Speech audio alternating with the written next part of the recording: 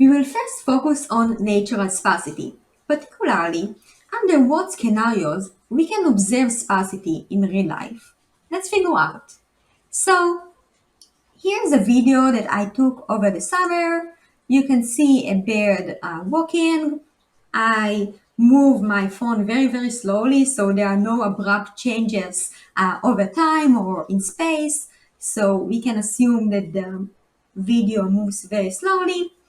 And we might be interested to explore how the video changes over time and how we can use it in order to find some sparse signals. So let's focus on a specific pixel here and observe how its value change over time. So we will explore different time points and can extract the temporal trace of this pixel to get a time signal. Then we can define some function that will introduce some sparsity into the signal. In particular, we want to define the ReLU function with a threshold which is just a scalar theta.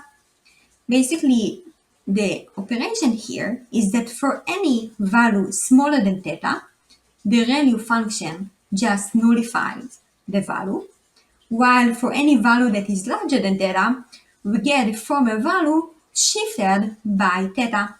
So if we have some example signal here in blue, when applying ReLU with the threshold of 0, we get this new signal, basically nullifying any value smaller than 0. If we increase the threshold, we nullify any value here smaller than 5. So your task now is to just define this ReLU function. Basically, we already defined the function that receives two inputs, x, which is just a NumPy array for the signal, and theta, which is our threshold. And then you have to define the ReLU operation on x to get the ReLU result on x. Then you need to plot the result. So this is what we observe when you apply the ReLU function on the temporal trace of the pixel. And you can observe that the smaller values, here for instance, were nullified, while the function maintained the higher values.